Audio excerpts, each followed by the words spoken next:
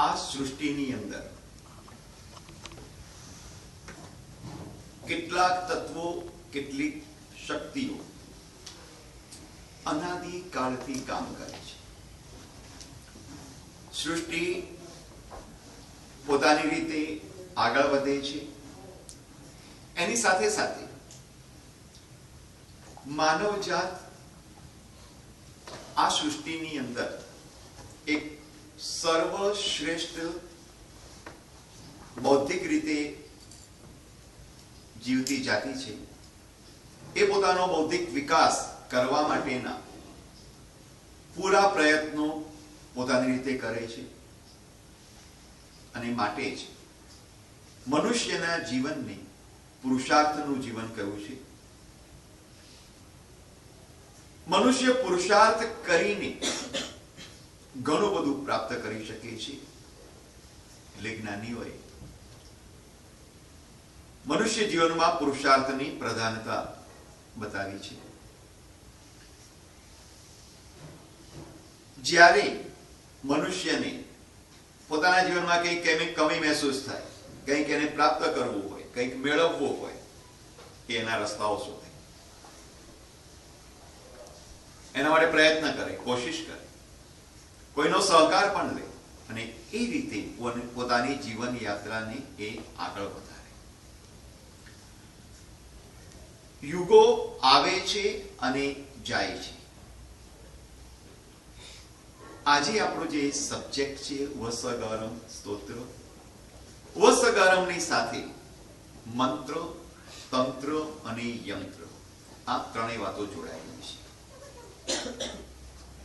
ઘણી બધી ચમત્કારિક કથાઓ એની સાથે જોડાઈ છે. ઘણી બધી પ્રભાવક વાતો જોડાઈ છે અને કોઈ પણ વસ્તુ જ્યારે એક સિસ્ટમનું પાર્ટ બને ત્યારે પછી એની સાથે ડુ અને ડોન્ટ્સ પણ જોડાઈ જતા હોય છે. આપણે આ મંત્ર, તંત્ર અને યંત્ર એની પ્રક્રિયાને સમજવાની થોડી કોશિશ કરશું. વસ્ત્રકર્મ વિશે વાત કરતા પહેલા આપણે આ 3 વાતોને સમજવાની થોડી કોશિશ કરશું. સામાન્ય રીતે દુનિયાની અંદર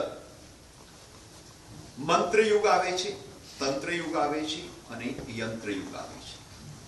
મંત્ર યુગ એટલે ધ્વનિ, સાઉન્ડ, એની એનર્જી.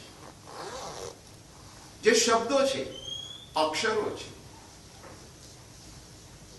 એને ઉચ્ચારણ કરી સાઉન્ડના વાઇબ્રેશન્સ એમાંથી જે પેદા થાય છે એનાથી પોતાના કામો કરવા, પોતાની ઈચ્છાઓ પૂરી કરવી, પોતાને મનગમતા પદાર્થો પ્રાપ્ત કરવા, આવી એક પ્રક્રિયા વર્ષો પહેલા આપણે ત્યાં થતી હતી. આજે બધી વાતોને આપણે ચમત્કાર માનીએ છીએ, મિરેકલ્સ માનીએ છીએ, પણ આવી એક વ્યવસ્થા હતી, આવો એક યુગ હતો અને એ યુગનો પ્રારંભ જૈન પરંપરા પ્રમાણે ભગવાન ઋષભદેવના સમયની અંદર, ભગવાન ઋષભદેવને હજુ કેવલ જ્ઞાન નહોતું થયું, એ છદ્મસ્ત અવસ્થામાં હતા. સાધના જ્યારે કરતા હતા, કારણ કે દીક્ષા લીધા પછી 1000 વર્ષનો એમનો કાળ જે છે, સમય સાધનાનો રહ્યો. એ સાધના દરમિયાન ભગવાનની સાથે બનેલી એક ઘટનાએ મંત્ર યુગનો પ્રારંભ આપણી જૈન પરંપરાની અંદર કર્યો. આમે વર્તમાન સમયના સંસ્કૃતિના સ્થાપક તરીકે આપણે ભગવાન ઋષભદેવને માનીએ છીએ. આપણા જીવનમાં અત્યારે જે કંઈ પરંપરાઓ છે, સૃષ્ટિની અંદર જે કંઈ પ્રચલિત વ્યવહારો છે, ફાઇન આર્ટ્સ છે, આર્ટ્સના જુદા જુદા પ્રકાર છે, 64 કળાઓ કે 72 કળાઓ છે જુદા જુદા રૂપે, એ બધાના રૂટ્સ જે છે એ ભગવાન ઋષભદેવ સુધી પહોંચે છે.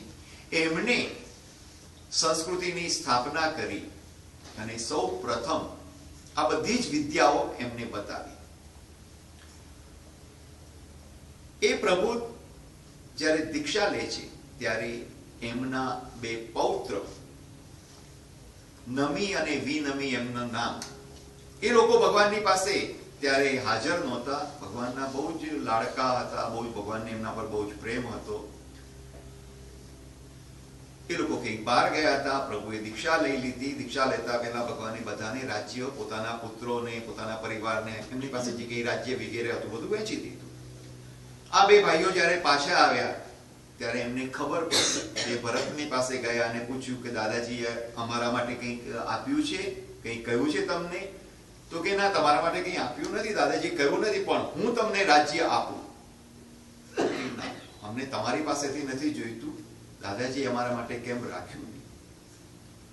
એટલે એમની શોધમાં નીકળે. જ્યાં ભગવાન ઋષભદેવ કાયોસર્ગ ત્યાં જંગલમાં ઉભા હતા, ત્યાં બંને ભાઈઓ પહોંચે છે, જઈને વંદના કરે છે પ્રભુને, અને વંદના કરીને પ્રભુને કહે છે કે દાદાજી તમે બધાને બધું જ આપ્યું, તો અમને કેમ ભૂલી ગયા? અમને રાજ્ય આપો. આટલું કહીને બંને ભાઈઓએ નક્કી કર્યું જ્યાં સુધી દાદાજી આપણને રાજ્ય ન આપે ત્યાં સુધી આપણે એમની પાસેથી અહીંથી જવું નથી, એમની પાસે જ રહેવું છે. એટલે બંને ભાઈઓ પ્રભુની સાથે ને સાથે, જ્યાં પ્રભુ જાય ત્યાં સાથે જાય. જ્યાં પ્રભુ જઈને ઉભા રહેવાના હોય કાયોસર્ગ ત્યાં, એમને ખબર હોય કે ભગવાન અહીંયા ઉભા રહેશે, ત્યાં જઈને જમીન સાફ કરી દે, આજુબાજુ પાણી છાંટીને માટી ઉડે નહીં એવી વ્યવસ્થા કરે. ભગવાન કાયોસર્ગ ત્યાં ઉભા રહે એટલે સુંદર મજાના 1 કે 2 ફૂલ લાવીને ભગવાનના ચરણોમાં આગળ મૂકી દે, અને પછી બંને ભાઈઓ ખુલ્લી તલવાર સાથે જાણે પ્રભુના અંગરક્ષક હોય, બોડીગાર્ડ હોય, એવી રીતે ઉભા રહે. અને દરરોજ સવારે જ્યારે પ્રભુના ચરણોમાં પ્રાર્થના કરે એ વખતે પ્રભુ આપ દાદાજી અમને રાજ્ય આપો, બસ આટલી પ્રાર્થના કરે. અને આખો દિવસ પ્રભુની સેવાની અંદર માંગણી કરે. માંગણી કરવા માટે જ રહ્યા હતા. એક વાર ખાલી મેસેજ આપી દે, આખો દિવસ માંગ્યા ન કરે. ઘણા લોકોને માંગવાની આદત એવી પડી જાય કે આખો દિવસ પીછો કર્યા જ કરે. કારણ કે એ લોકો એવી સેન્સમાં જીવે છે કે માંગ્યા જ કરશું તો છેવટે કંટાળીને પણ આપી દેશે. એક વાર આપણે નાનપણમાં એવો અનુભવ હોય કે નાનું છોકરું જીદ કરે તો માં કંટાળીને એને આપી. પણ આ તો મોટા હતા. આ પ્રમાણે ઘણા દિવસો વીત્યા. પણ આ એમની એક સાધના હતી. સાધનાની અંદર સૌથી મોટું પાસું છે ધીરજ. ધૈર્ય ગુમાવીએ, ધીરજ ગુમાવીએ, પેશન્સ ગુમાવીએ તો સાધના ન થાય. અને એક નિશ્ચય હતો મનની અંદર, રેઝોલ્યુશન બને કે પ્રભુ પાસેથી જ લેવું છે, એમને એમ લેવું નથી, કોઈની પાસેથી લેવું નથી. જ્યારે તમે એક નિશ્ચય સાથે, નિર્ણય સાથે અને સંકલ્પ સાથે કઈ પણ પુરુષાર્થ તરફ આગળ વધો છો, ત્યારે કુદરત, નિસર્ગ, નેચર તમને કોઓપરેટ કરે છે. અને એકવાર દેવલોકના ઇન્દ્ર, જૈન પરંપરા એમ માને છે કે જેમાં મનુષ્ય લોક છે એવી દેવલોકની એક આખી દુનિયા છે. એમાં નાગલોક, એના જે ઇન્દ્ર ધર્ણેન્દ્ર એક સીટ છે, વ્યક્તિ નથી. કારણ કે આપણે ધર્ણેન્દ્ર નામ સાંભળીએ એટલે તરત જ આપણા મગજમાં પાર્શ્વનાથ ભગવાન આવે, અને પાર્શ્વનાથ ભગવાનની સાથે ધર્ણેન્દ્ર સંકળાયેલા છે. લોકો પાર્શ્વનાથ ભગવાનનો જાપ કરતી વખતે ધર્ણેન્દ્ર, પદ્માવતી, પૂજિતાય, સહિતાય એવી જાપ કરતા હોય છે. ત્યારે આપણને સવાલ જાગે કે ધર્ણેન્દ્ર તો પાર્શ્વનાથ ભગવાનના વખતમાં હતા, આદિશ્વર ભગવાનના વખતમાં કેવી રીતે ધર્ણેન્દ્ર હોય? ધર્ણેન્દ્ર વ્યક્તિ નથી, એક સીટ છે. નાગલોકની અંદર કોઈ પણ આત્મા ઇન્દ્ર તરીકે જન્મ લે તો એ ધર્ણેન્દ્ર કહેવાય. ધરણ એટલે સર્પ. એ લોકોનું ચિહ્ન, એમને ઓળખવાનું ચિહ્ન સર્પ હોય કે જે એમના મુકટમાં હોય. એક્ઝેક્ટલી એ સર્પના રૂપે નથી હોતા. આ તો નાગલોકમાં એનું ચિહ્ન સર્પ હતું, એટલે પછી એક રૂઢ થઈ ગયું. અને એમાં વર્ષો પછી જ્યારે પાર્શ્વનાથની કથા એમની સાથે જોડાઈ અને પાર્શ્વનાથ ભગવાને સર્પને બચાવ્યો, એટલે ધર્ણેન્દ્ર સર્પના રૂપમાં જ આવે અથવા તો સર્પનું રૂપ લે, એ ધર્ણેન્દ્ર, આવો એક કન્સેપ્ટ ડેવલપ થઈ ગયો. મૂળભૂત રીતે એ ઇન્દ્રને એની પાસે એવો પાવર હોય, મેજિકલ પાવર હોય, સુપરનેચરલ પાવર હોય, જેને વ્યક્તિય શક્તિ કહેવામાં આવે. એના દ્વારા એ ઈચ્છે તો ગમે તેવું રૂપ બનાવી શકે, પણ એ તિર્યંશનું રૂપ હંમેશા બનાવીને તિર્યંશના રૂપમાં, પશુના રૂપમાં કે પ્રાણીના રૂપમાં રહે એવું નથી.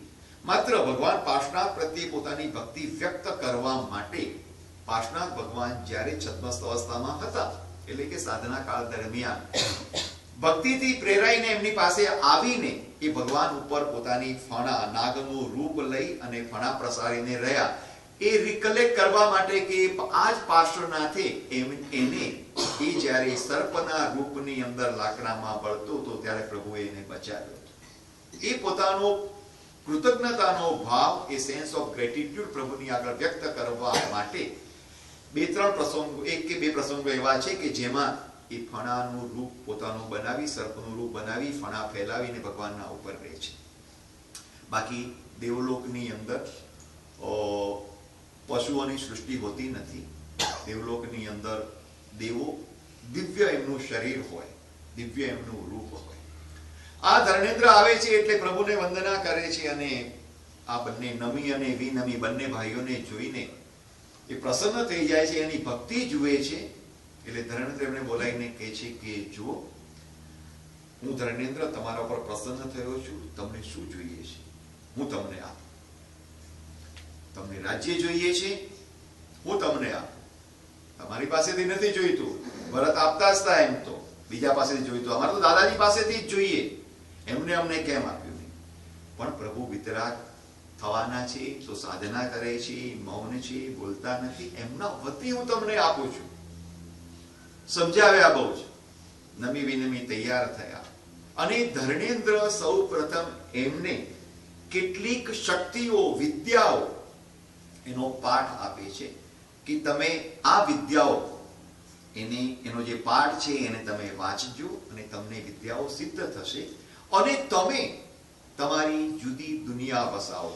વેતાઢ્ય પર્વતના ઉપર તમે તમારું રાજ્ય સ્થાપો, રાજ્યની સ્થાપના કરો, ત્યાં તમે રહો, અને આ મંત્ર શક્તિઓ એ તમને તમારા જીવનની અંદર બધી જ જાતના સુખના સાધનો મેળવવામાં તમને સહાયક બનશે. અને સૌ પ્રથમ એક મંત્ર યુગનો પ્રારંભ આપણે ત્યાં જૈન પરંપરાની અંદર આ રીતે થયો. અને એ નમી અને વિનમીએ જે પછી એમની પાસે જે વિદ્યા ધર્મેન્દ્રિય આપી એની સાધના કરી, એમને પોતાના નગરો વસાવ્યા. ત્યારથી એક મંત્ર યુગનો પ્રારંભ એવો થયો કે શબ્દોની જે શક્તિ, ધ્વનિની જે શક્તિ, શબ્દોના ઉચ્ચારણની જે શક્તિ, એ ઉચ્ચારણની શક્તિ દ્વારા ઘણા બધા કાર્યો એ લોકો કરતા હતા અને એ પરંપરા પણ ચાલી. કઈ રીતે એ કાર્યો થતા હતા એ આખી એક રહસ્યમય સૃષ્ટિ. એના માટે મંત્રોના મૂળભૂત જે રહસ્યો છે એમાં જવું પડે, એને સમજવું પડે. પણ સાઉન્ડ જે છે, ધ્વનિ, એના પોતાના વાઇબ્રેશન્સ છે. અને પછી તો પરંપરા એવી થઈ કે ભારતના તમામ ધર્મોએ આ કન્સેપ્ટ ડેવલપ કર્યો, એને સ્વીકાર્યો, એના પર વધારે રિસર્ચ કર્યું એ જમાનાની અંદર, અને એને ખૂબ વિકસાવ્યું. ત્યાં સુધી વિકસાવ્યું કે ભારતીય પરંપરાના તમામ ધર્મોના શાસ્ત્રો, પછી વૈદિક પરંપરા હોય, જૈન પરંપરા હોય, બૌદ્ધ પરંપરા હોય, એ બધા ફોનેટિક્સ બન્યા. ફોનેટિક્સના ઉપર આધારિત બન્યા, લિંગ્વિસ્ટિકના ઉપર આધારિત ન બન્યા.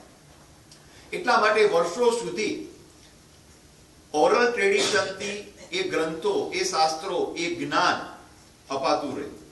એ જ્ઞાન ક્યારે પણ લખાયું નહોતું, કારણ કે અક્ષરના રૂપમાં આવી જાય તો સાઉન્ડના જે વાઇબ્રેશન્સ છે, સાઉન્ડનો જે કન્સેપ્ટ છે, એ ક્યાંક ઉપેક્ષિત થઈ જાય, નિગ્લેક્ટ થઈ જાય. એટલે એક આગ્રહ હતો કે આ બધી વસ્તુઓ કંઠસ્થ રહેવી જોઈએ. ત્યારે ગ્રંથસ્થ થયું નહોતું. ગ્રંથસ્થ તો બહુ લેટર ઓન 6મી શતાબ્દી પછી ચાલુ થયું થોડું, અને 9મી શતાબ્દીની અંદર, એટલે ભગવાન પછી 980 વર્ષે, એટલે વિક્રમની ગણીએ તો 4મી 5મી શતાબ્દીની અંદર આ પ્રક્રિયાઓ લખવાની આવી. ત્યાં સુધી બધું ઓરલ ટ્રેડિશન હતું. અને મંત્ર યુગમાં કે મંત્ર શાસ્ત્રો માટે ઓરલ ટ્રેડિશન બહુ મહત્વનો ભાગ ભજવે છે. ગ્રંથો લખાવા માંડ્યા, બધું ગ્રંથસ્થ થવા માંડ્યું, એટલે આપણી પાસે મંત્રો રહ્યા ખરા, પણ ટ્રેડિશન ન રહ્યું. એટલે આજે સૌથી મોટો પ્રોબ્લેમ આપણને, દરેક ઘણા બધા વ્યક્તિઓ, ઘણા બધા લોકો મંત્રોથી પરિચિત છે, બધાને મંત્રો ગમે છે, મંત્રને લોકો જપે છે પણ ખરા, પણ એનો અનુભવ મેળવી શકતા નથી, એનો પ્રભાવ અનુભવી શકતા નથી. એની પાછળ મૂળ કારણ એ છે કે જે એક મંત્રની સાથે જોડાયેલી ઓરલ ટ્રેડિશન, આમનાઈની પરંપરા. મંત્ર વાંચવાની વસ્તુ નથી, મંત્ર બોલવાની, ધ્વનિથી ઉચ્ચારણ કરવાની અને ધ્વનિના આંદોલનો પેદા કરવાની એક પ્રક્રિયા હતી. અમુક રીતે શબ્દો બોલાય તો અમુક આંદોલનો પેદા થાય, એ જ શબ્દો જુદી રીતે બોલાય તો એના આંદોલનો જુદા રહે. એટલે તમે જેટલા પણ જૈન પરંપરાના જ નહીં પણ વૈદિક પરંપરાના સ્તોત્રો વાંચશો તો તમને આ વસ્તુ ખ્યાલ આવશે. વેદની અંદર ઋચાઓ ગવાતી હતી. ઋચાઓ, વેદના જે પદો હોય એને ઋચા કહેવામાં આવે, તો એ ઋચાઓ ગવાતી હતી, એ વંચાતી નહોતી. જ્યારે ફિલોસોફિકલ સિસ્ટમ્સ ડેવલપ થઈ ત્યારે ઉચ્ચારણ ગૌણ થયું અને વાંચવાનું જે છે અધ્યયન એ વધારે મહત્વનું બની ગયું. એટલે લખાવાના કારણે ઘણું બધું સુરક્ષિત બન્યું, નષ્ટ થતા બચ્યું, પણ એની સાથે સાથે જે અનુભૂતિની વાત હતી, રિયલાઇઝેશનની જે વાત હતી, એક્સપિરિયન્સની વાત હતી, એ વાત ક્યાંક ગૌણ થઈ ગઈ. કારણ કે આમનાય ન રહ્યો. સાઉન્ડની એક પરંપરા જે હતી, ગુરુ જ્યારે સૂત્રો શીખવાડતા હતા ત્યારે ઉચ્ચારણ કેવી રીતે કરવું એનું ધ્યાન રાખીને શીખવાડતા હતા. આપણી પરંપરામાં તમને ખ્યાલ હશે કે પહેલો આપણે નૌકાર શીખ્યા આવીશું તો આપણે વાંચીને નથી શીખ્યા, સાંભળીને શીખ્યા. આપણી માએ શીખવાડ્યું. પછીના સૂત્રો પાઠશાળામાં કે ગુરુજનોની પાસે બેસીને કે પોતાના મા બાપની પાસે બેસીને એમને આપણને, જ્યારે આપણને લખતા નહોતું આવડતું, અક્ષરને ઓળખતા નહોતું આવડતું, ત્યારે આપણને સૂત્રો શીખવાડ્યા હતા. અને કેટલીક પરંપરાની અંદર તો ઘણા બધા સૂત્રો હોય કે 5 પ્રતિક્રમણના સૂત્રો. બાળકને હજુ અક્ષર ઓળખતા ના આવડે પણ 5 પ્રતિક્રમણના સૂત્રો એને આવડતા હોય. તો આ પરંપરા કઈ હતી? Oral tradition. અને ઓરલ ટ્રેડિશનની અંદર મહત્વ જે છે ઉચ્ચારણ કેવી રીતે કરવું, કારણ કે ધ્વનિના પોતાના આંદોલનો હતા, એને લક્ષ્ય રાખીને. એટલે એની સાથે ઘણી બધી વાતો જોડાયેલી હતી. ને ખાસ કરીને જૈન પરંપરામાં તો એના માટે બહુ સખ્તાઈ, એઠા મોઢે બોલવું નહીં. મોઢામાં કંઈ ખાતા પીતા હોઈએ ત્યારે સૂત્રો બોલવા નહીં. સૂત્રો બોલવો હોય તો એટલીસ્ટ મોઢું એઠું હોય તો એને પહેલા ટોકળો કરે.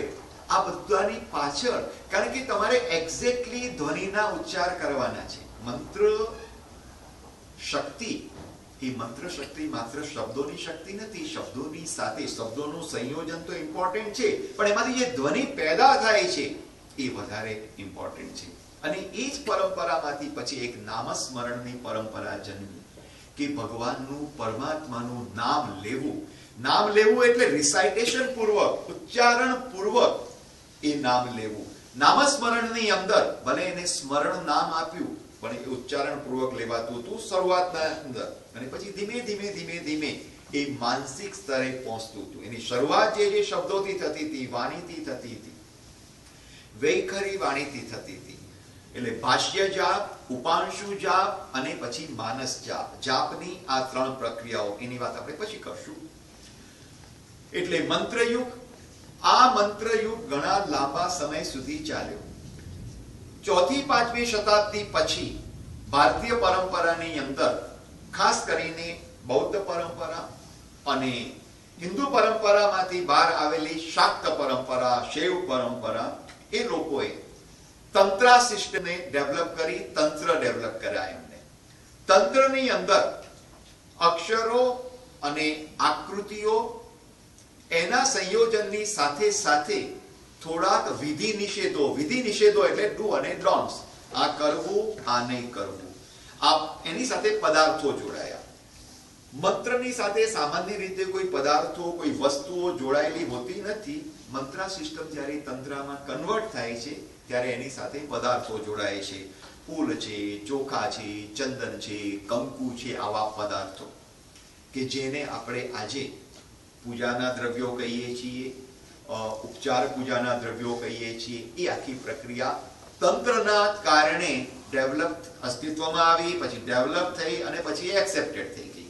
એ તંત્રની પ્રક્રિયા પણ, તંત્ર અને મંત્ર, આ બંનેને જીવંત રાખવા માટે અથવા તો બંનેનું કોમ્બિનેશન, એના રૂપમાં એ જમાનાની અંદર યંત્રો આવ્યા. એ યંત્રો એટલે તાંબાનું પત્ર હોય, સોનાનું પતરું હોય, ચાંદીનું પતરું હોય, એના ઉપર કંઈક ડ્રોઈંગ કરવામાં આવે, કોઈક આકૃતિ બનાવવામાં આવે અને એની અંદર અક્ષરો મૂકવામાં આવે. એટલે મંત્રના જે અક્ષરો હતા એ અક્ષરો અહીંયા કોતરવામાં આવ્યા. એટલે મંત્ર જ્યારે યંત્ર ઉપર આકૃતિ સાથે કોતરવામાં આવે એટલે મંત્ર, તંત્ર અને યંત્ર આ ત્રણેય જે છે કમ્બાઈન થઈ જાય ત્યાં. અને આ રીતે એક યંત્રની પરંપરા ડેવલપ થઈ. પહેલા યંત્રોનું આલેખન જેમ તામ્રપત્ર ઉપર, સોના ચાંદીના પતરા ઉપર થતું હતું. આ વસ્તુઓ બધા લોકોને ઉપલબ્ધ નહોતી, સહેલાઈથી અવેલેબલ ન થાય બધાને. એટલે વૃક્ષોના જે પાંદડાઓ, જેને ભુર્જપત્ર કહેવામાં આવે, તાડપત્ર કહેવામાં આવે, ખાસ કરીને મંત્રો લખવા માટે ભોજપત્ર, એટલે એક વૃક્ષના જે પાંદડા, એને ભોજપત્ર, ભોજ વૃક્ષના પાંદડા, એના ઉપર એ મંત્રો લખવામાં આવતા હતા. એ રીતે એ મંત્રો પ્રિઝર્વ થતા હતા. ભોજપત્રનો ઉપયોગ માત્ર ને માત્ર મંત્ર લખવા માટે જ કરવામાં આવતો હતો. શાસ્ત્રો લખવા માટે એનો ઉપયોગ કરવામાં નહોતો આવતો, કારણ કે ભોજપત્રો બહુ લાંબા સમય સુધી ટકતા નહોતા. જ્યારે શાસ્ત્રો લખવા માટે તાડપત્રનો ઉપયોગ વધારે કરવામાં આવતો હતો, કારણ કે લાંબા સમય સુધી ટકતા હતા. લખવા માટે ચંદનનો પાવડર, એને પાણીમાં ઘોળીને, અને બીજા એવા અષ્ટગંધના દ્રવ્યો હતા કે જેને ઘોળીને એ લખવામાં એનો ઉપયોગ કરવામાં આવતો હતો. અને આ રીતે મંત્ર, તંત્ર અને યંત્રની પરંપરા ચાલુ થઈ.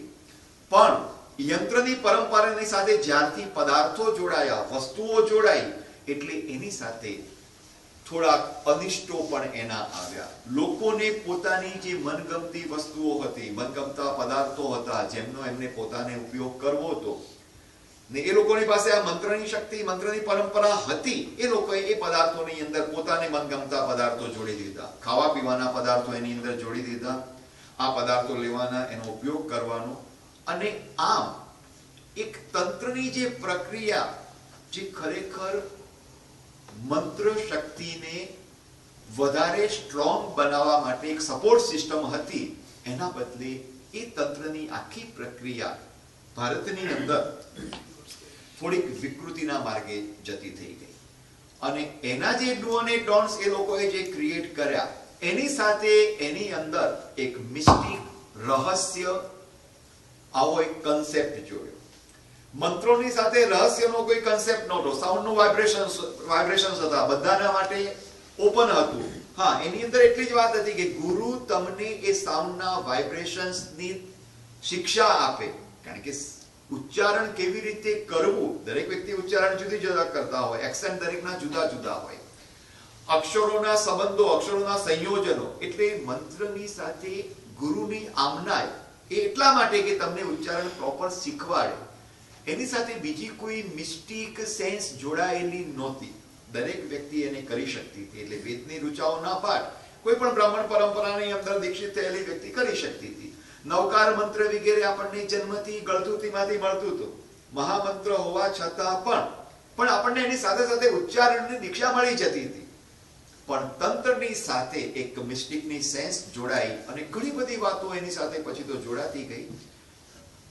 કેટલીક વાતો એવી જોડાઈ કે જે સમાજની અંદર સોસાયટીને, સમાજને એક્સેપ્ટ નહોતી. એટલે એ લોકો સમાજથી થોડાક દૂર થતા ગયા. અને આમે કોઈ પણ વાતમાં મિસ્ટિકની સેન્સ પેદા કરવી હોય તો તમારે એના માટે સ્પેશિયલ એક સિસ્ટમ ડેવલપ કરવી પડે. લોકોનું માનસ જેમાં રહસ્ય હોય, જેને ડિકોડ કરી ન શકે, જેને ખોલી ન શકે, એના તરફ સામાન્ય માણસ બહુ જલ્દી આકર્ષાય અને એ સિસ્ટમને પોતાના માટે એક ચેલેન્જ જેવું સમજી લે. અને આ રીતે આખી એક તંત્રની સિસ્ટમ ડેવલપ થઈ. એનો ઘણો બધો મોટો ઇતિહાસ છે. એને સમાજને લાભ કર્યું, એમ નુકસાન પણ વધારે કર્યું. ઘણા બધા કોન્સેપ્ટ જોડાયા. સ્મશાનની અંદર તંત્રની સાધના થાય, ગુફાઓની અંદર સાધના થાય મિસ્ટિકની સેન્સ પેદા કરવા માટે. મધ્યરાત્રિએ જ થાય, દિવસના સમયે તંત્રની સાધના ન થાય. આ બધા કોન્સેપ્ટ એની સાથે જોડાયા. ત્યાં સુધી યંત્ર જે છે એટલે કે લગભગ 12મી 14મી શતાબ્દી સુધી મંત્રો, તંત્ર, યંત્ર ભારતની અંદર એનો ખૂબ જ પ્રભાવ રહ્યો. 12મી 14મી શતાબ્દી પછી મંત્રોની પરંપરા રહી, પણ તંત્રની પરંપરાને જે સિસ્ટમે બહુ સપોર્ટ કર્યો હતો એ બુદ્ધિસ્ટ સિસ્ટમ 12મી શતાબ્દી પછી ભારતમાંથી ધીરે ધીરે નષ્ટ થવા લાગી. રાજાઓના આક્રમણો, એમને રાજ્યાશ્રય મળતો બંધ થયો. બીજું બહારના મુસ્લિમ ઇન્વેડર્સ આવ્યા, એમને જે આક્રમણો કર્યા. અને એ મુસ્લિમ ઇન્વેડર્સ ખાસ કરીને ધર્મસ્થાનોને નષ્ટ કરતા હતા. ધર્મસ્થાનોને નષ્ટ કરે તો લોકો પોતાની ઉપાસના માટે જાય ક્યાં? એટલે એમના માટે કોઈ જ રસ્તો ન બચે. એમને માણસોની હત્યા કરી, પણ માણસોથી વધારે એ માણસો જેની સાથે કનેક્ટેડ હતા, જોડાયેલા હતા, એવા ધર્મસ્થાનો પર પ્રહારો કર્યા. એટલે મંદિરો તોડ્યા, મઠો તોડ્યા. અને એ જમાનાની અંદર બૌદ્ધ ધર્મના મઠો આખા ભારતની અંદર પ્રખ્યાત હતા આ તંત્ર સિસ્ટમના અધ્યયન કરવા માટે પણ. કારણ કે મૂળભૂત તંત્ર સિસ્ટમ એ લોકોએ સાચવેલી હતી. શાક્ત લોકોએ, શૈવ પરંપરાના લોકોએ, જેને ભારતમાં કદાચ તમે રહેલા હશો તો એક અઘોરી સંપ્રદાય, અઘોર શબ્દ તમે સાંભળેલો હશે, એ બધા લોકોએ એની અંદર થોડી વિકૃતિઓને પેદા થવા દીધી, એક્સેપ્ટ કરી. પણ બુદ્ધિસ્ટ તાંત્રિક સિસ્ટમની અંદર એ વિકૃતિઓ શરૂઆતમાં એક્સેપ્ટ થઈ નહોતી. પણ અનફોર્ચ્યુનેટલી 12th સેન્ચુરી પછી ભારતમાંથી એ આખી પરંપરા લુપ્ત થતી ગઈ. અને ઇવન કાશ્મીરની અંદર કાશ્મીર શૈવિઝમ જેને કહેવાય એના રૂટ્સની અંદર આખી તંત્ર સિસ્ટમ રહેલી છે. અને કાશ્મીર શૈવિઝમની અંદર તો લલ્લેશ્વરી વગેરે એવી સાધિકાઓ થઈ ગઈ, એવી સંન્યાસીનીઓ થઈ ગઈ કે જેને પોતે આ બધાની અનુભૂતિ કરી અને એ અનુભૂતિના આધારે એમને શાસ્ત્રો રચ્યા. એ મહાન સાધિકાઓ હતી. પણ દુર્ભાગ્યે એ સિસ્ટમ આપણે ત્યાંથી નષ્ટ થતી ગઈ. તંત્રોમાં વિકૃતિ આવી એટલે સામાન્ય સમાજ એનાથી દૂર થઈ ગયો. જે સમાજને થોડીક ધર્મની સેન્સ હતી, ડિસિપ્લિનની સેન્સ હતી, સામાજિક જીવન હતું, સમાજ જીવનની મર્યાદાઓ હતી, ફેમિલી લાઈફ હતી, એ લોકોએ આ તંત્રની સિસ્ટમથી પોતાની જાતને દૂર રાખી. અને આ બાજુ જ્યારે મુસ્લિમ પછી અંગ્રેજો ભારતમાં આવ્યા એટલે એક મશીનનો યુગ ભારતની અંદર આવ્યો. એ પહેલા પણ ઓછા વત્તા અંશમાં મશીનો હતી, પણ મશીનોનો બહુ વધારે વિકાસ ભારતમાં થયો નહોતો. પ્રાચીન વાર્તાઓની અંદર ક્યાંક આપણને લાકડાના યંત્રો વગેરે બનતા હતા એવી વાર્તાઓ મળે. રાજ્યની જે વ્યવસ્થા હતી, તો નગરનો કિલ્લો એની ચારે બાજુ ખાઈ, એમાં પણ યંત્રો મળે. પણ મંત્ર, તંત્ર અને યંત્ર, એમાં જે યંત્રનો કન્સેપ્ટ હતો એ તંત્રની સાથે જોડાયેલો હતો, મંત્રની સાથે જોડાયેલો હતો. હવે મશીનનો યુગ આવ્યો, એ મશીનને પણ યંત્ર કહેવા લાગ્યા. એટલે મંત્રયુગ, તંત્રયુગ અને 16મી 17મી શતાબ્દી પછી ભારતની અંદર જે મશીનનો યુગ આવ્યો એ યંત્રયુગ. અત્યારે આપણે જે યુગમાંથી પસાર થઈ રહ્યા છીએ એ યંત્રયુગ છે.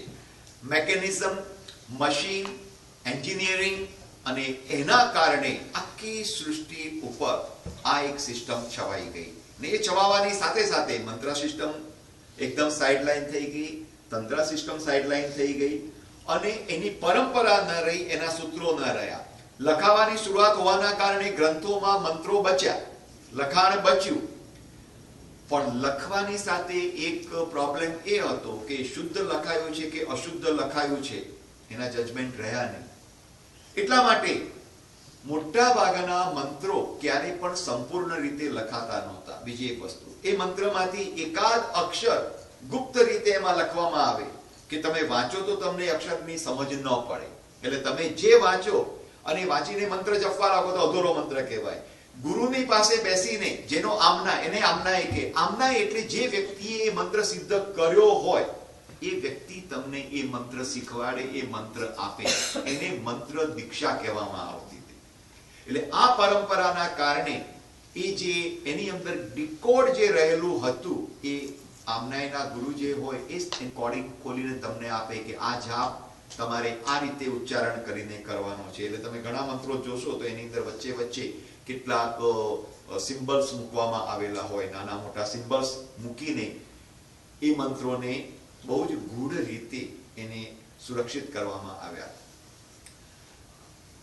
લગભગ ભારતીય પરંપરામાં 8મી 9મી શતાબ્દીથી એક સ્તોત્રની પરંપરા ચાલી. મંત્રોને સ્તોત્રની અંદર ગૂંથીને સ્તોત્રનો પાઠ કરવાની પરંપરા. જૈન પરંપરાની અંદર સ્તોત્રની પરંપરા એનાથી પણ બહુ પ્રાચીન સમયમાં મળે છે, પણ ત્યારે સ્તોત્રોની સાથે મંત્રોનો કન્સેપ્ટ જોડાયો નહોતો. ભક્તિ માર્ગની શરૂઆતમાં સ્તોત્રો જે છે એ એક્સેપ્ટ થયા. સ્તોત્ર એટલે સ્તુતિ કરવી, પ્રાર્થના કરવી, કોઈને પ્રેઝ કરવા. સ્તોત્રમ કસ્ય ન સંતુષ્ટય, સ્તોત્ર કોને પ્રસન્ન ન કરે, આવો કન્સેપ્ટ ભારતીય પરંપરામાં હતો. અને વિશ્વના તમામ ધર્મોની અંદર સ્તુતિ, સ્તોત્ર, પ્રાર્થના કોઈને કોઈ રૂપની અંદર એક્સેપ્ટ થઈ. વેસ્ટર્ન સિસ્ટમની અંદર પણ સામ્સના રૂપમાં, હિમ્સના રૂપમાં, ભલે પોતપોતાની ભાષાઓની અંદર પણ એ ડેવલપમેન્ટ થયા. આપણું ઇન્ડિયન માઇન્ડસેટ સ્તોત્ર કે સ્તુતિની વાત આવે એટલે કાં તો પ્રાકૃત ભાષા હોય, સંસ્કૃત ભાષા હોય કે અપભ્રંશ ભાષા હોય, એમાં જ આપણે એક્સેપ્ટ કરીએ. હિન્દીમાં એનો અનુવાદ કહીએ પણ હિન્દીમાં આપણે કશાને સ્તોત્ર કહેતા નથી. ઇંગ્લિશની અંદર જે કંઈ ભક્તિના કાવ્યો હોય એને આપણે સ્તોત્ર કહેતા નથી. એ લોકો એને સામ્સ કે હિમ્સ કે, પણ કન્સેપ્ટ એક જ છે, પરમાત્માને પ્રેઝ કરવાનો, પરમાત્માની સ્તુતિ કરવાનો. એટલે કોઈ પણ દિવ્ય તત્વ હોય, ડિવિનિટી હોય, વેસ્ટર્ન પરંપરાની અંદર એક જ ડિવિનિટીનું તત્વ હતું, એક જ વ્યક્તિ એમાં સેન્ટ્રલાઇઝ હતું. એટલે બધા સામ્સ, બધા સ્તોત્રો એ ડિવાઇન પાવરના માટે રચાતા હતા. પછી કોઈ પણ એક નામ એની અંદર મૂકી દેવામાં આવે. ઇસ્લામ હશે તો મોહમ્મદનું, પૈગંબરનું નામ મૂકશે, ક્રિશ્ચિયાનિટી હશે તો જીસસનું નામ મૂકશે, જ્યુસ લોકો હશે તો એ એમના જે હશે મોઝેસ વગેરે એનું નામ મૂકશે. ભારતીય પરંપરાની અંદર અનેક દેવોનો કન્સેપ્ટ હોવાથી દરેક દેવના માટેના સ્તોત્રો રચાયા. એટલે ઢગલાબંધ સ્તોત્રો એની અંદર ડેવલપ થયા પોતપોતાની સિસ્ટમની માન્યતા મુજબ. જૈન પરંપરાની અંદર જ્યારે પૂછવામાં આવ્યું કે સ્તોત્ર કઈ ભાષામાં હોય તો કોઈ સ્તોત્ર પ્રાકૃત ભાષામાં હોય. આ જ વાત જ્યારે બુદ્ધિસ્ટ પરંપરામાં પૂછવામાં આવે તો એ સ્તોત્ર પાલી ભાષામાં હોય. એટલે કારણ કે પોતાના માઇન્ડસેટ ને પોતાને જે પરંપરા મળી. વૈદિક પરંપરામાં જઈશું તો બધા સ્તોત્રો સંસ્કૃત ભાષાની અંદર મળશે. વૈદિક પરંપરાએ પ્રાકૃત ભાષાને ક્યારે એક્સેપ્ટ કરી નહીં. જૈન પરંપરાએ પ્રાકૃત ભાષાને સંસ્કૃત ભાષાને સેકન્ડ સેન્ચુરી પછી એક્સેપ્ટ કરી. અને જૈન પરંપરાની અંદર શરૂઆતના બધા સ્તોત્રો પ્રાકૃત ભાષામાં રચાતા રહ્યા, પણ પાછળથી એટલે લગભગ 5મી 6મી શતાબ્દી પછી સેકન્ડ સેન્ચુરીમાં સંસ્કૃત એક્સેપ્ટ થઈ ગયું હતું. ઉમા સ્વાતિજીએ તત્વાર્થ અને પ્રશ્નમૃતિની રચના કરી, પણ સેકન્ડથી માંડીને 7th સેન્ચુરી સુધી વળી પાછી સંસ્કૃત ભાષા જૈન પરંપરામાં બહુ આદરણીય રીતે એક્સેપ્ટ થઈ નહીં, એટલે પ્રાકૃત જ ચાલી. પણ હરિભદ્ર સૂરી મહારાજ 7th સેન્ચુરીની અંદર થયા ને એમને ફરી પાછી સંસ્કૃતને સંપૂર્ણ રીતે એક્સેપ્ટ કરીને સૌથી પહેલું કામ એમને આપણા આગમો ઉપર જે કોમેન્ટ્રીઝ લખી એ સંસ્કૃતની અંદર લખવાની શરૂઆત કરી. અને એકવાર સંસ્કૃત જ્યારે એક્સેપ્ટ થઈ ગઈ પછી બધા સ્તોત્રો, મોટા ભાગના સ્તોત્રો સંસ્કૃતમાં વધારે બન્યા. અને સ્તોત્રોની અંદર પરમાત્માની સ્તુતિ, પરમાત્માની પ્રાર્થના, પણ લોકોની મગજની અંદર એક એવું હતું કે પરમાત્માની સ્તુતિ કરીએ એમાં મંત્ર હોય જ, કારણ કે આપણે કોઈને પ્રેઝ ક્યારે કરીએ એની પાસેથી કંઈક જોઈએ, અથવા તો એને કંઈક આપ્યું અને એને થેન્ક યુ કહેવું હોય તો આપણે પ્રેઝ કરીએ. એટલે બંને પ્રક્રિયાઓની અંદર આપણે એની સાથે કનેક્ટ થવાની કોશિશ કરીએ, અને કનેક્ટ થવા માટે મંત્રો, સાઉન્ડ વાઇબ્રેશન્સ એક માધ્યમ બને છે. એવું લોક માનસની અંદર સ્થિર થવાના કારણે સ્તોત્રોમાં મંત્રોનો કન્સેપ્ટ એક ડેવલપ થયો. સ્તોત્રો માત્ર ને માત્ર પરમાત્માની સ્તુતિ કરવા માટે, પરમાત્માને પ્રાર્થના કરવા માટે રચાતા હતા. જૈન પરંપરાનો ભક્તિ માર્ગ, મૂળભૂત રીતનો ભક્તિ માર્ગ જે છે એ માત્ર પરમાત્માની સ્તુતિનો. જૈન પરંપરામાં સૌથી પ્રાચીનમાં પ્રાચીન ભક્તિનું સ્તોત્ર કયું, સૂત્ર કયું, તો નમુથુણમ સૂત્ર.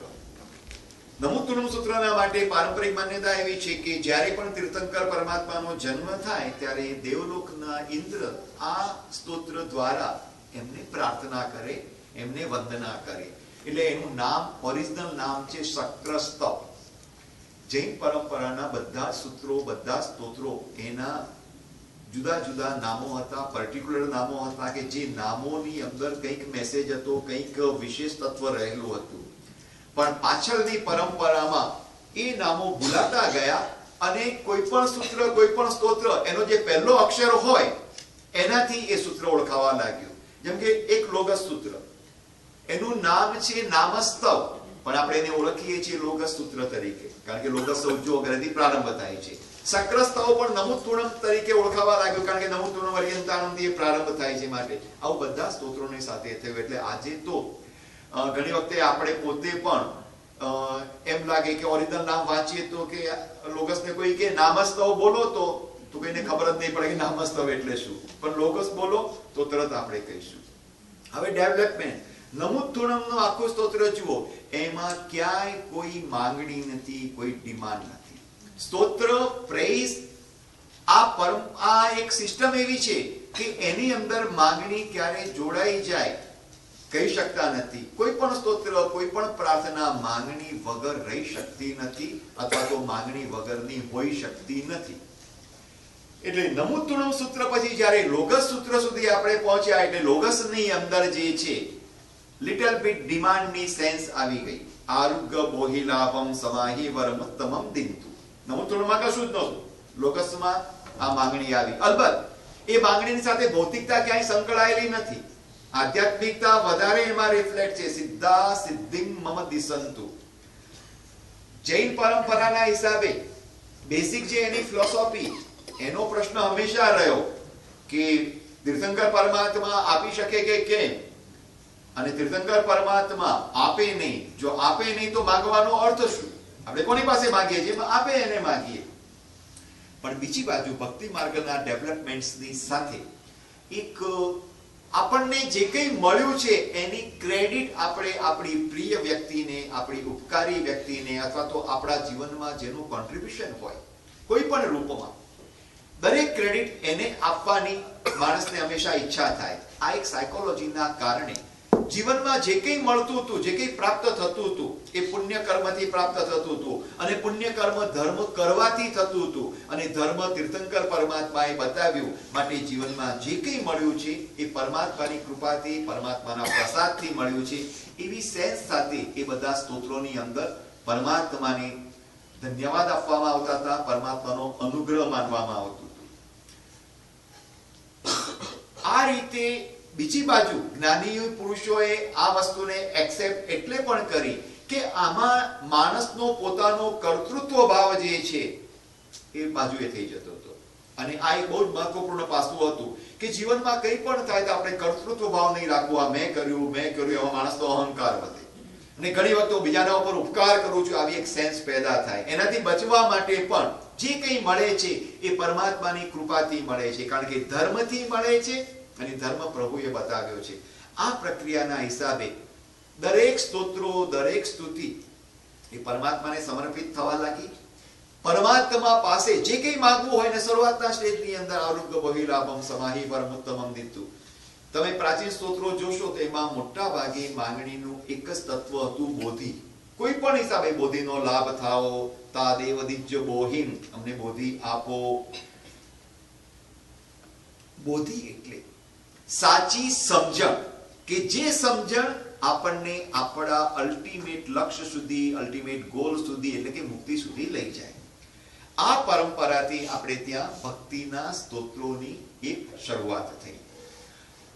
વિશ્વના કોઈ પણ ભાષાના સ્તોત્રો, હિમ, સામ્સ તમે જો બહુ જ ધ્યાનથી ઊંડાણપૂર્વક વાંચશો તો એની અંદર આ જ સિસ્ટમ રિફ્લેક્ટ થતી લાગશે.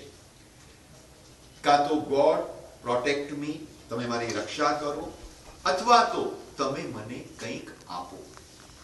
માણસ એક એવું પ્રાણી છે કે જેને ભય સતાવે છે, જે પોતાની જાતને અસુરક્ષિત મહેસૂસ કરે છે, અસહાય મહેસૂસ કરે છે. અલબત્ત પુરુષાર્થ કરવાની એનામાં જબરદસ્ત તાકાત હોવા છતાં પણ પોટેન્શિયલ છે એની અંદર, પણ એ પોટેન્શિયલનું એપ્લિકેશન કરવા માટે એને સપોર્ટ જોઈતો હોય છે હંમેશા. એટલે એને સપોર્ટ ફેક્ટર તરીકે આવા દિવ્ય તત્વોના પ્રત્યે પોતાની શ્રદ્ધાને જોડી. અને એમાંથી જૈન પરંપરાની અંદર સ્તોત્રોની સાથે મંત્રો જોડાયા.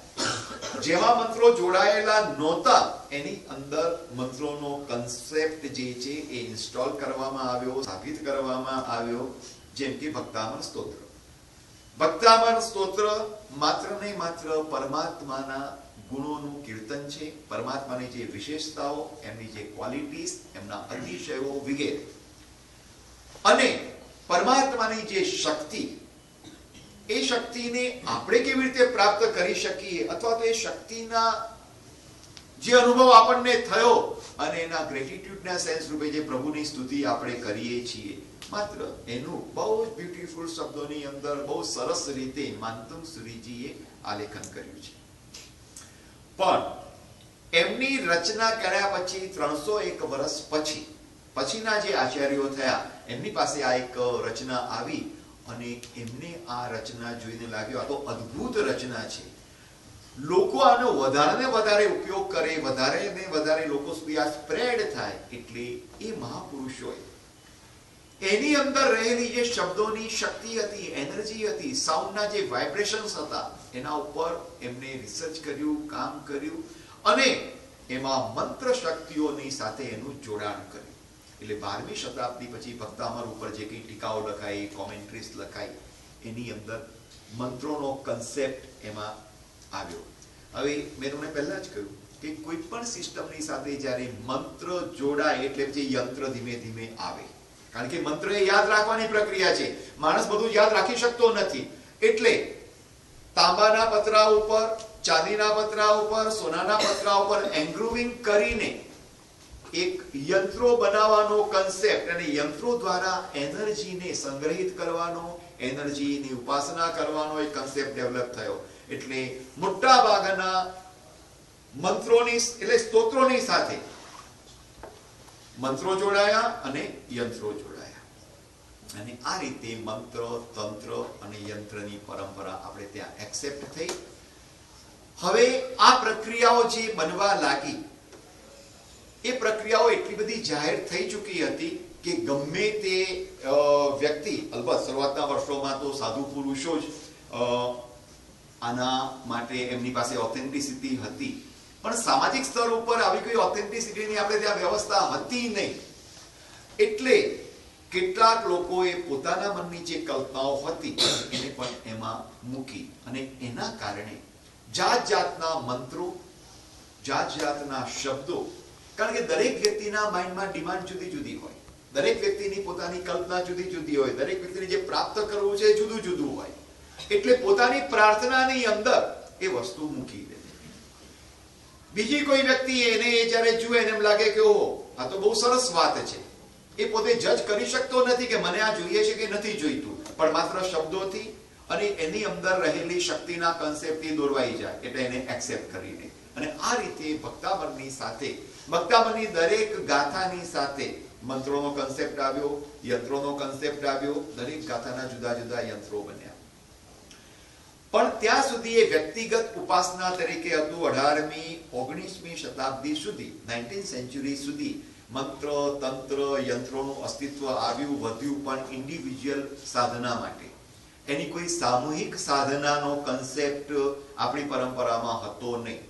20મી સદીની અંદર કે 19મી સદીથી જૈન પરંપરાની અંદર બંને પરંપરાઓમાં, શ્વેતાંબર પરંપરા, દિગંબર પરંપરા, આ બંને પરંપરાઓમાં મંત્ર સાધના, યંત્ર સાધના એનો કન્સેપ્ટ પેરેલલ ચાલ્યો. લગભગ 12મી શતાબ્દીથી દિગંબર પરંપરાની અંદર 13મી શતાબ્દીથી ભટ્ટારક પરંપરા અસ્તિત્વમાં આવી. આ બાજુ શ્વેતાંબર પરંપરાની અંદર યતિ પરંપરા જે ચૈત્યવાસીઓ પછી અસ્તિત્વમાં આવી. એટલે મંત્ર પરંપરા, તંત્ર પરંપરા બંને પેરેલલ, બંને સિસ્ટમ્સની અંદર એન્ડ્રીજ થતી ગઈ. એન્ડ્રીજ થતા થતા એટલી બધી 16મી 17મી શતાબ્દી સુધી એન્ડ્રીજ થઈ ગઈ કે એને કોઈ ડીને કરી ન શકે, અને આ પરંપરા લોકોમાં વધારે ને વધારે એક્સેપ્ટ થતી ગઈ. જ્યારે માસ લેવલ ઉપર કંઈ પણ એક્સેપ્ટન્સ થતું હોય છે તો એમાં થોડુંક જે છે એ વિકૃતિઓ પણ આવે, થોડીક ન ગમતી વાતો પણ જોડાઈ જાય, મૂળથી ઓરિજિનલથી ડિવિએટ થઈને પણ કેટલાક તત્વો એની સાથે જોડાઈ જાય. એટલે 19મી સદી પછી જ્યારે એક માસ પ્રેયર, સામૂહિક સાધના, સામૂહિક આરાધના, સામૂહિક પૂજા, સામૂહિક અનુષ્ઠાનોની પરંપરા વધી, પછી એ યંત્રો પૂજાના સાધન બન્યા અને સામૂહિક રીતે એની સાથે પૂજાઓ થવા લાગી. એટલે ઓર વધારે ડુ અને ડોન્ટ્સ એની સાથે જોડાયા. અને ત્યાર પછીનો ઇતિહાસ તો આપણી સામે છે અત્યારે, કે ઘણી વખતે તો અત્યારે તો કોઈ પણ સ્તોત્ર એવું નથી કે જેના આધારે કોઈ મંત્રો ન બન્યા હોય, કે જેના આધારે કોઈ યંત્ર ન બન્યું હોય, એની પૂજન વિધિ ડેવલપ ન થઈ હોય. એવરેજ માણસ જે છે એને આ બધું ગમતું હોય છે, ઘટાટોપ ગમતો હોય છે, કોઈ પણ વસ્તુ બહુ ગ્લોરીફાઈ થતી હોય, એની સાથે ગ્રેન્જર જોડાયું હોય, એની સાથે મોસવ જોડાયો હોય, એ બધું સામાન્ય માણસને ગમે છે, એ એમાં એન્જોય કરે છે. એટલે આ સિસ્ટમ આ રીતે આગળ વધતી ગઈ. એમાં સૌથી મહત્વનું જે એક પાસું કે જે લોસ થયો આપણને, એ લોસ હતો ઇન્ડિવિજ્યુઅલ એક્સપિરિયન્સ, ઇન્ડિવિજ્યુઅલ રિયલાઇઝેશન. કારણ કે આમનાઓ રહ્યા નહીં, એ પરંપરાઓ રહી નહીં, અને માસની અંદર જઈને માણસ એમ માને કે ના મેં આ સાધના કરી, મેં આરાધના કરી, આ પૂજન કર્યું. પૂજનોની સાથે શું થયું? પૂજનોની સાથે રિયલાઇઝેશનના માટે જે ધ્યાનની પ્રોસેસ હતી, એનર્જીને એબ્સોર્બ કરવાની જે પ્રોસેસ હતી, એ ગૌણ થઈ ગઈ, અને માત્ર પૂજા પાઠ વગેરે ચડાવવા કરવાનું જે છે પદાર્થો, એ વધારે મહત્વના થઈ ગયા. અને એનર્જીની જે સિસ્ટમ છે, જ્યાં રિયલાઇઝેશનની વાત છે, ત્યાં જો પદાર્થો વચ્ચે આવે અને જો પદાર્થો હાવી થઈ જાય, બે ચાર પદાર્થો હોય તો ડિસ્ટર્બ નથી કરતા તમને, પણ પછી માણસ પદાર્થમય બની જાય, તો જે પદાર્થનો ખરેખર અર્થ છે, પદનો અર્થ, પદ એટલે કયું પદ? મોક્ષનું પદ, મુક્તિનું પદ. એ પદનો જે ખરેખરો અર્થ હતો એ લુપ્ત થઈ ગયો, અને વસ્તુઓ પદાર્થ તરીકે થિંગ્સ ત્યાં આગળ આવી ગઈ. અને આજે જે આખી સિસ્ટમ ડેવલપ થઈ છે, એમાં એનર્જી કરતા પણ, ઉર્જા કરતા પણ પદાર્થો વધારે મહત્વના થઈ ગયા. એટલે એની સાથે એક ફરિયાદ જે છે કે આપણને સ્તોત્રો, મંત્રો આ બધું હોવા છતાં પણ એનો અનુભવ થતો નથી. જે દિવસે એમાંથી પદાર્થો થોડાક ફિલ્ટર થઈ જશે અને ઓરિજિનલી જે એનર્જીનો કન્સેપ્ટ છે એના તરફ જ્યારે આપણે પાછા વળશું અને એનો અનુભવ કરશું, તો કદાચ એ સાઉન્ડની એનર્જી, સાઉન્ડના વાઇબ્રેશન્સ આપણે મહેસૂસ કરી શકીશું. આ રીતે આપણે મંત્ર, તંત્ર અને યંત્ર એનું બેકગ્રાઉન્ડ આપણે જોયું. હવે આપણે જે વસગરમની વાત કરવાની છે, આ પછીના સેશનની અંદર આપણે વસગરમની વાત કરશું. મેં આ પહેલા તમને આ આખું બેકગ્રાઉન્ડ એટલા માટે બતાવ્યું કે કઈ રીતે આખી સિસ્ટમ આપણે ત્યાં ડેવલપ થઈ અને આચાર્યોએ શા માટે આ ડેવલપ કર્યું. લોકો કોઈ પણ હિસાબે 1-2 મિનિટની એક વાત કરી લો કે જૈન પરંપરાના એક પ્રશ્ન આપણને થાય કે જૈન પરંપરા નિવૃત્તિ પ્રધાન ધર્મની પરંપરા છે, વિતરાગનો માર્ગ છે, અલ્ટિમેટલી દરેકે પોતાના આત્માની વિશુદ્ધિ તરફ લઈ જવાનો છે. તો પછી આ બધી પરંપરાઓ કેવી રીતે ચાલી, કેવી રીતે એક્સેપ્ટ થઈ, આ પ્રશ્ન ઘણી રીતે આપણને થતો હોય છે. ઘણા બધા એના જવાબો છે. એમાં એક જવાબ થોડું લોજિકલ કે સામાન્ય માણસને જીવનમાં જ્યારે તકલીફ આવે, દુઃખ આવે, આપત્તિ આવે ત્યારે પોતાના કરતા સુપીરિયર જે હોય, સિનિયર જે હોય એની પાસે જાય. અને ધર્મગુરુઓના ઉપર લોકોની જે શ્રદ્ધા હતી, લોકોની જે આસ્થા હતી, વિશ્વાસ હતી, એટલે લોકો પોતાના તમામ પ્રોબ્લેમના સોલ્યુશન માટે ધર્મગુરુઓ પાસે જતા હતા. બીજી પરંપરાની અંદર એક્સપ્લોઇટેશનની આખી એક સિસ્ટમ ડેવલપ થઈ ગયેલી હતી કે લોકોની એ મજબૂરી અથવા તો લોકોની એ હેલ્પલેસનેસની કન્ડિશન, એનો ગેરલાભ ઉઠાવવા માટે એમની પાસેથી સંપત્તિ મેળવવી, પૈસા મેળવવા અને બીજી બધી વસ્તુઓ મેળવવી. જૈન પરંપરાના આચાર્યો, સાધુઓ એ મૂળભૂત રીતે ત્યાગી હોવાથી એમને એ લોકોને ઉપયોગી બની શકે એટલા માટે પરમાત્માની ભક્તિ, એના મંત્રો ડેવલપ કર્યા, એની સિસ્ટમ એમને આપી. ત્યાર પછી પરમાત્માના જે અધિષ્ઠાયક દેવદેવીઓનો કન્સેપ્ટ જ્યારથી પ્રારંભ થયો ત્યારથી એ દેવદેવીઓના મંત્રો વગેરે આપ્યા. એના પર ઘણી બધી વાતો આપણે કરી શકાય, પછીના સેશનમાં આપણે એની ચર્ચા કરશું. પણ જૈનાચાર્યોએ માત્ર ને માત્ર લોકોને એમનું મન શાંત રહે, શાંત મનથી વધારે આત્મશુદ્ધિ તરફ આગળ વધી શકે, માણસની બેઝિક નીડ જ્યારે પૂરી થઈ જાય છે પછી એ પોતાના જીવનમાં આગળનો પુરુષાર્થ કરી શકે છે. જ્યાં સુધી માણસ બેઝિક નીડમાં અટવાયેલો હોય ત્યાં સુધી એ પોતાના મનને સ્થિર કરીને એને જીવનમાં જે અચીવ કરવું છે ત્યાં સુધી આ જઈ શકતો નથી. એક સાયકોલોજી છે, એ સાયકોલોજીના કારણે આપણા આચાર્યોએ આ બધી સિસ્ટમ ડેવલપ કરી. અત્યારનું સેશન આપણે અહીંયા આગળ પૂરું કરીએ છીએ. હવે પછીના સેશનમાં 5 કલાકના વિરામ પછી આપણે પાછા મળશું. ત્યારે આપણે જે આપણી મેઇન થીમ છે વસગર, એના વિશેની વાતો આપણે કરશું.